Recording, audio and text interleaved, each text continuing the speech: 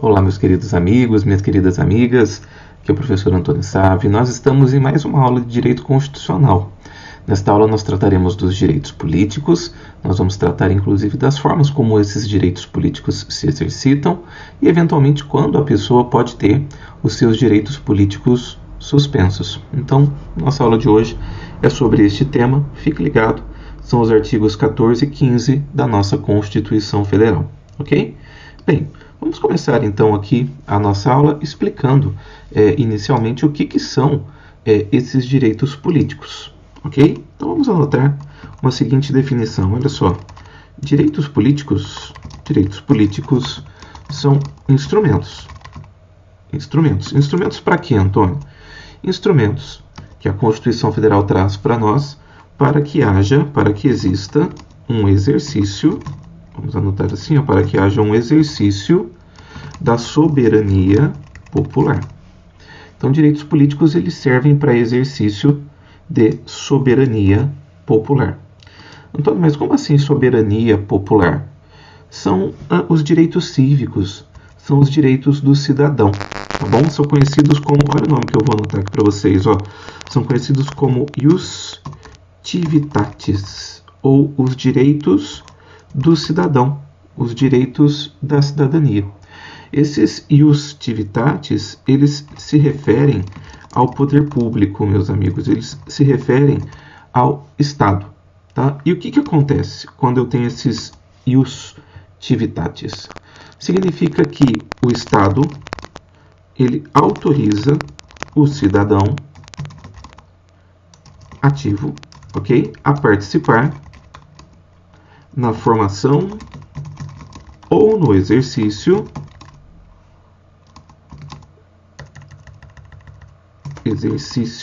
da autoridade nacional. Antônio, o que ele faz quando ele exercita essa autoridade nacional? Ele expressa, deixa eu colocar aqui para você, ó, ele expressa a sua vontade.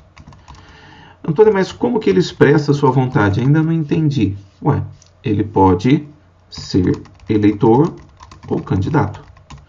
Assim, ele participa da gestão do Estado. Ele faz parte daquele Estado. Então, esses são os direitos políticos. Ele manifesta, olha só que bacana, a pessoa manifesta as suas opiniões e também governa o Estado. Os direitos políticos eles servem basicamente para isso, para que a pessoa, olha que legal, manifeste suas opiniões e para que ela também governe o Estado.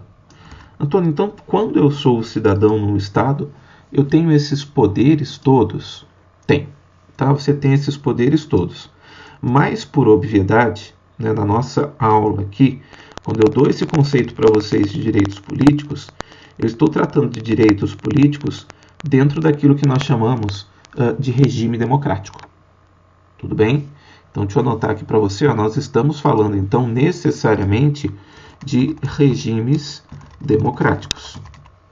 Ou seja, porque existe participação e gestão ao mesmo tempo. Tá? Essa participação e gestão, ela se dá pelo povo. Então, nós estamos diante aqui de um regime democrático. Antônio, mas quais são os regimes democráticos?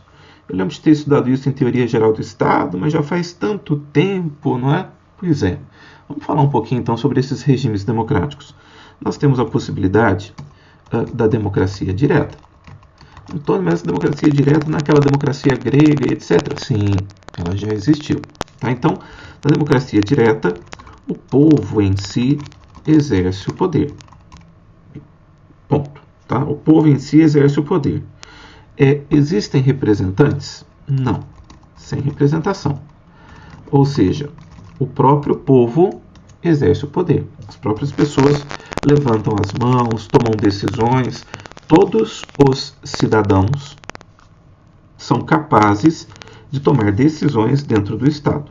Todo mundo manda, ok? Não tem representante.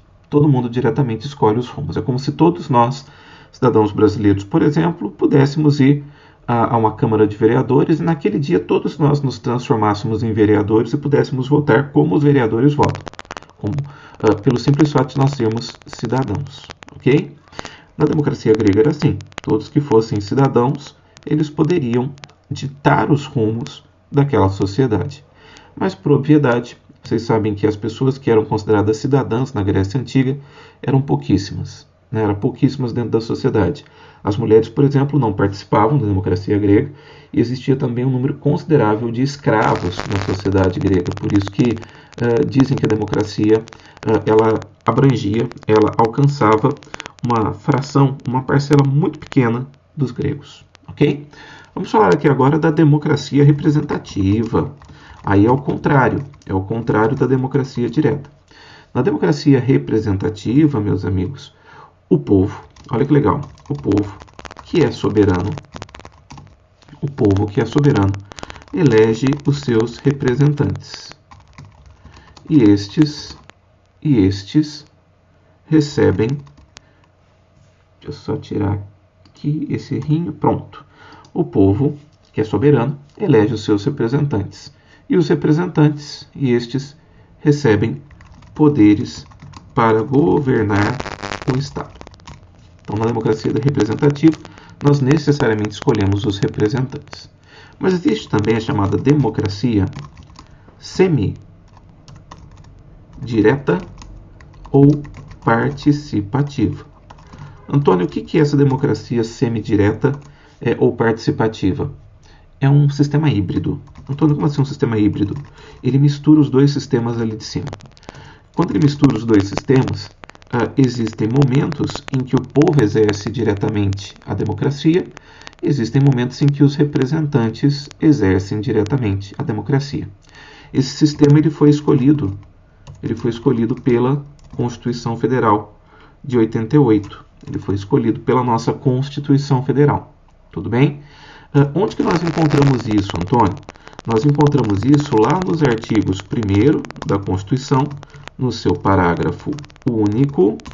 Lembra? Quando a Constituição fala que todo poder emana do povo e é exercido pelos representantes ou pelo povo diretamente. Lembra disso? E também nós encontramos no artigo 14, tá? E artigo 14 da nossa Constituição. Beleza? Então, artigos 1º, parágrafo único e 14. Nós encontramos essa disposição. Antônio, mas, então, pelo que você está falando, ora os representantes exercem o poder, ora o povo exerce o poder. Como os representantes exercem o poder, eu já sei. Eu sei, por exemplo, que a gente tem governador, prefeito, presidente da república, aí tem o legislativo também, que exerce as suas funções, sejam como os sujeitos como deputados, senadores, etc. Como que funciona isso na prática, Antônio? Bem, o povo ele exerce o poder através daquilo que a Constituição chama de instrumentos da democracia ou exercício da democracia direta. Então, como que o povo exerce o seu poder? Como que o povo exerce a soberania do Estado de forma direta? Como? Olha que bacana, através de plebiscito, através de referendo ou através de iniciativa popular. Antônio, o que é o plebiscito? Plebiscito é aquela consulta prévia que se faz ao povo para que seja criada uma lei. Antônio, o referendo é a consulta posterior que se faz ao povo depois de criar uma lei. Antônio, o que é iniciativa popular? São normalmente as leis criadas pelo povo. Normalmente o povo, olha só que bacana, o povo faz projetos de lei e encaminha esses projetos de lei para a Câmara dos Deputados Federais. E a Câmara dos Deputados Federais dá o processamento para que esse projeto de lei seja deliberado e seja votado pelos seus pares. Então, plebiscito, consulta prévia. Antes de se praticar um ato ou de se fazer uma lei, se consulta o povo. Referendo. Eu faço a lei e depois pergunto para o povo se ela ficou boa, se ela deve continuar, se ela deve ter vigência ou não. Iniciativa popular é o povo que cria projetos de lei e encaminha para o Poder Legislativo os aprovar. Tudo bem? Então, nesses instrumentos, o povo diretamente exerce o seu poder. Antônio, no Brasil nós já usamos, o povo já usou esses instrumentos? Já. Nós já tivemos plebiscitos, já tivemos referendo e já tivemos também projetos de lei que começaram por iniciativa popular. Então, o povo já foi consultado e já exerceu o seu poder. Ok? É importante, meus amigos, nesse ponto, eu fazer aqui algumas observações rápidas para vocês sobre essa questão. Né? Quais são essas observações rápidas? São as seguintes. Existem algumas falas, algumas palavras, algumas expressões que são típicas dos direitos políticos em si. Antônio, mas como assim? Deixa eu dar mais um espaço aqui para ficar melhor a minha anotação. Como assim expressões típicas? Existem algumas expressões que vocês devem estudar para entender os direitos políticos em si. Deixa eu só subir aqui um pouquinho. Pronto. Ótimo. Quais são essas expressões? Bem, primeiro ponto é soberania popular. Antônio, o que é soberania popular? Soberania popular nada mais é do que a soma do poder de cada cidadão dentro do Estado. Se a gente fala que o Brasil é um Estado soberano, é porque existe a chamada soberania popular. Cada cidadão tem poder, tá? Além disso, olha a voz indo embora. Além disso, deixa eu tomar uma aguinha aqui, gente. Além disso, nós temos as questões de nacionalidade. Normalmente, quem é cidadão tem o vínculo de nacionalidade com aquele Estado, tá? Antônio, e quem é cidadão? Bem, quem é cidadão, nós já vimos isso em outro momento, né? Quem é cidadão, em especial cidadão em sentido estrito, é aquele que tem a nacionalidade brasileira, mas esteja no gozo dos seus direitos políticos, ou seja, pode votar e ser votado dentro do Estado brasileiro. Esse é o cidadão, ok? Uma outra palavra bem bacana, olha só, que é o sufrágio. Sufrágio é o direito que você tem de votar e de ser votado. É o direito de votar e de ser votado. Eu posso dizer que o sufrágio ele é o exercício da sua capacidade eleitoral. É a forma como você exercita a capacidade eleitoral. E o voto, vou anotar aqui para você embaixo, ó, e o voto é o ato através do qual você exercita, vou colocar no impessoal, tá? O voto é o ato através do qual se exercita o sufrágio. Qual que é o símbolo? O símbolo é o voto, ok? E nós temos o escrutínio. Antônio, o que é o escrutínio? É a maneira, é a forma, tá, pela qual se exercita o voto. Antônio, mas como assim a maneira, a forma como se exercita o voto? O ato de você ir até uma urna eletrônica, votar, depositar o seu voto, é o escrutínio. Tanto que no passado nós tínhamos, quando o voto ele era físico, né, você tinha as cédulas de papel, nós tínhamos as pessoas que contavam esses votos. Essas pessoas eram chamadas de escrutinadoras ou escrutinadores. Os contadores de voto eram os escrutinadores, tá? Vamos lá. É maneira, então, é modo pelo, colocar assim, a maneira ou modo pelo qual se exercita o voto, seja voto público em alguns lugares, tá? Ou voto secreto. Seja o voto público ou voto secreto. Tudo bem? Então, cuidado aí com essa questão a respeito do voto. Tá joia? Um outro ponto que nós temos que tratar também é o seguinte. Nós temos que falar, vou dar um espacinho aqui, ó, para ficar mais bem organizado esse nosso caderninho. Melhor, vou fazer assim, ó. Isso daqui eu vou transformar em subitem. E isso daqui eu transformo em item. Quer ver? Vai ficar melhor assim, ó. Isso daqui eu transformo em item. Isso daqui, ó, vou colocar assim, ó, termos importantes. Aqui ficam os termos importantes que nós acabamos de estudar. Tudo bem? Um outro ponto importante que nós precisamos estudar é o direito de sufrágio em si, né? Que é a capacidade eleitoral. Tá bom? Vamos colocar aqui direito político positivo, que é conhecido também como direito de sufrágio. Antônio, o que é esse direito político positivo ou direito de sufrágio? É super fácil, ó, super tranquilo. Esse direito político positivo ou direito de sufrágio nada mais é do que a sua capacidade eleitoral ativa, seja seu direito de votar, de ser eleitor, de você poder, inclusive, ter a sua alistabilidade perante a justiça eleitoral. Ok? Não estou falando de elegibilidade, estou falando de alistabilidade. Não estou falando de você ser candidato, estou falando de você ir lá e tirar o seu título de eleitor. Tudo bem? Então, direito político positivo é a capacidade eleitoral ativa, que são esses atos que eu comentei com vocês, e a capacidade eleitoral passiva. Agora sim eu estou falando de elegibilidade ou de ser votado. Tá bom? Vamos falar então primeiro de capacidade eleitoral ativa. Capacidade eleitoral ativa. A capacidade eleitoral ativa nada mais é do que a capacidade de escolher que você tem. É a sua capacidade de votar. E como que funciona essa capacidade eleitoral ativa? Para você poder votar, é necessário primeiro que você faça o alistamento. Vou colocar aqui para você. É necessário que você faça o alistamento eleitoral. É necessário que você faça alistamento eleitoral e consiga o seu título de eleitor.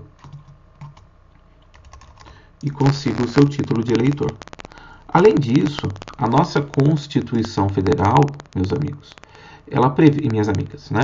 Ela prevê algumas situações para que se possa exercer a capacidade eleitoral ativa. Quais são essas situações? Primeira hipótese, né, que eu vou colocar aqui para vocês é que a pessoa ela tenha nacionalidade brasileira. Antônio, quem não tem nacionalidade brasileira não tem capacidade de votar? Não. Está lá no artigo 14 da nossa Constituição, no seu parágrafo, vou colocar aqui para você, no seu parágrafo 2º. Tá? Artigo 14, parágrafo 2º. Uma outra questão é que a pessoa ela tem que ter uma idade mínima. Você sabe qual é essa idade mínima, né, que são 16 anos, para que ela possa votar. Então está lá no artigo 14, vou colocar aqui para você. Artigo 14, primeiro, vou colocar aqui para você, parágrafo 1º. Artigo 14, parágrafo 1º, 2º, inciso, a linha. Deixa eu colocar aqui para você a linha C. Tá aqui, pronto. A linha C. Fala da facultatividade do voto para aqueles que têm mais de 16 anos e menos de 18. Tá bom? Uma outra questão é a seguinte. A pessoa ela não pode ser conscrita durante serviço militar obrigatório. Se ela for conscrita, não tem capacidade eleitoral ativa, ela está temporariamente suspensa. Isso significa que você não pode estar de serviço obrigatório militar. Caso contrário, você não poderá votar, tá bom? Caso contrário, a sua capacidade eleitoral ativa ela está temporariamente suspensa. Então, recomendo que você dê uma olhadinha na Constituição posteriormente para você ver essa regrinha, tá? Dá uma olhada nesse parágrafo 1º, que ele fala que o alistamento eleitoral e o voto, eles são obrigatórios para os maiores de 18 anos. Então, se você tem 18 anos, necessariamente você tem que votar. E o voto ele é facultativo, bem como o alistamento, né, para quem seja analfabeto, maior de 70 anos, ou essa situação da pessoa entre 16 e 18 anos. Tá? Eu vou só fazer aqui um resumo rapidinho para vocês. Ó. O voto é obrigatório para os maiores. Vou colocar aqui, ó. Voto obrigatório para os maiores de 18 anos. E o voto ele é facultativo para analfabetos para maiores de 70 anos e para quem está entre 16 até antes dos 18 anos, ok? 16 e 18 anos de idade, perfeito? Chegou aos 18, o voto se transforma em obrigatório, tá bom? Quem que não pode, então, exercer a sua capacidade eleitoral ativa? Quem está fora dessas regrinhas que nós vimos aqui, ok? Meus amigos, um grande abraço e até a próxima aula. Tchau, tchau.